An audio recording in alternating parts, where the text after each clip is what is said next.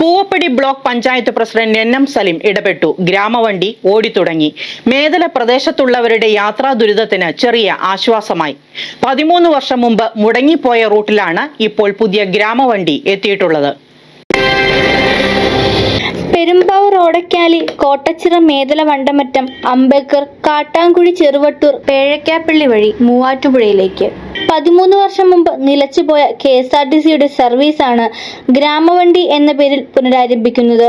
Koovappady block panchayat Medala division മെമ്പറും block panchayat പ്രസിഡന്റുമായ NM സലീമിന്റെ 2025-26 വർഷത്തെ വാർഷിക പദ്ധതിയിൽ ഉൾപ്പെടുത്തി 5 ലക്ഷം രൂപ അനുവദിച്ചു തുടങ്ങുന്ന KSRTCയുടെ ഗ്രാമവണ്ടി മേദലയുടെ ഗ്രാമപ്രദേശത്ത് വലിയ ആശ്വാസമായി. ഗ്രാമവണ്ടിയുടെ flag off advocate Eldhose Kunnappilly MLA നിർവഹിച്ചു.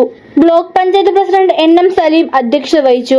ബ്ലോക്ക് പഞ്ചായത്ത് പ്രസിഡന്റിനോടൊപ്പം ഗ്രാമപഞ്ചായത്ത് മെമ്പർമാരായ PK ജമാൽ, NM നൌഷാദ്, മറ്റു ജനപ്രതിനിധികൾ, രാഷ്ട്രീയ സാമൂഹ്യ നേതാക്കൾ, പൊതുപ്രവർത്തകർ, പൊതുജനങ്ങൾ തുടങ്ങിയവർ ആദ്യ യാത്രയുടെ ഭാഗമായി വിവിധ സ്റ്റോപ്പുകളിൽ ഗ്രാമവണ്ടിക്ക് സ്വീകരണവും നൽകി.